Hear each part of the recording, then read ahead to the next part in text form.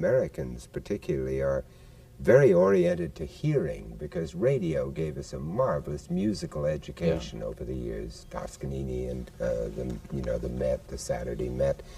But television has never given us any education in the visual arts, because it isn't commercial, and they just never did it. You know, I've done quite a few films for television on art, and they've always been enormously popular, but nobody's ever sort of gone along and said, look, here's the money to go ahead and produce a whole series of them. I think that one of the things that an awful lot of people don't realize in America, that we really have probably the greatest concentration of art that any nation has ever had, because of plundering and buying and stealing and all the ordinary ways that every other country got them.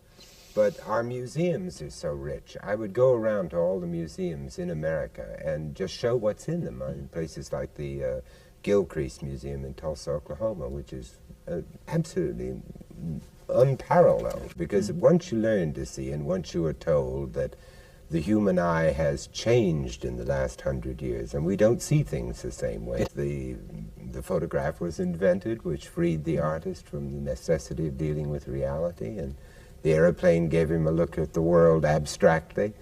The astronauts certainly gave us pictures that will influence art enormously, I'm sure. Made me feel very puny, I must say. And that was what taught me to see. I was more interested in seeing, I think, than any other of the senses. I remember that the Verrocchio statue was in the foyer, and now it's, I can't remember, but now it's, an original by somebody or other, Carl Millis or something. But it was just a desire to see that material firsthand. And I had a little bit of money that from working, selling magazines and things like that. My grandmother left me a little, and I took off on one of those see Europe in 3 days trips. Up to that point, I had wanted to see art and to see. I believe that the whole history of man is best represented by his creative ability. Once I saw that man could create in this extraordinary way, and also the theater in England, for instance, and the opera in Milan, places, it changed my whole life. I mean, I knew that that's what I wanted to be. I wanted to be in the arts. And I fell in love with the theater. It's been up and down ever since. Your life is so much richer because you are an actor. I mean, people are glad to see you. And I've been in places where somebody say, well, you're interested in art, aren't you? And you're the actor. Well, come on with me. And they'll take me to see things that other people wouldn't get to see. So I've had a marvelous visual experience from a very visual medium, which is the theater. I think, that to want to be an actor is an extraordinary privilege in a way, but it also requires a tremendous amount of discipline.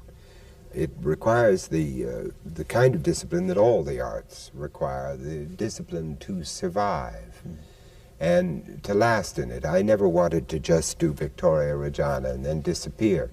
And I know an awful lot of people thought, well, you can't have a break like that when you're 23 and survive in the business. Well, I've been in it pretty near 40 years now. And it's my whole life. I can't think of any other way of life.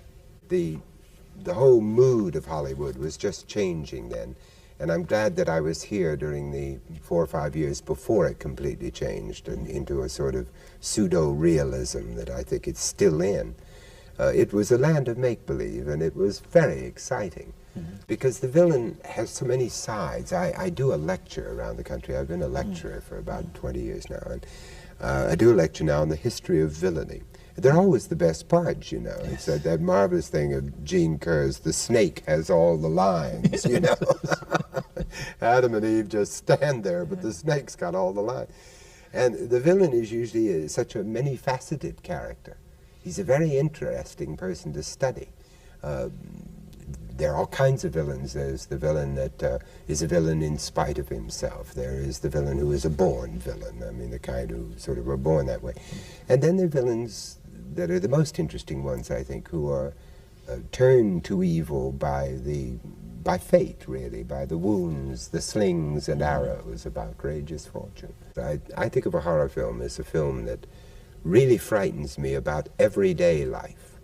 the stories of violence, the stories of gangsterism. Because most of the stories that I've done have been based on the tales by de Maupassant and Edgar Allan Poe and Hawthorne and things like that. And they're really classic kind of Gothic tales. And I think Boris felt that way too. I mean, certainly Frankenstein was one of the great novels of its time. You have to make the unbelievable believable. And the other actor, the Marlon Brando, has to make the believable believable. So you have an added dimension, an added challenge as an actor. Art is nothing more than the visual report of the time in which it's done. And if you look at it that way, then you've got to know something about the time in which it's been done. We prefer to think of the starving artist. I think he makes a better story than the successful one.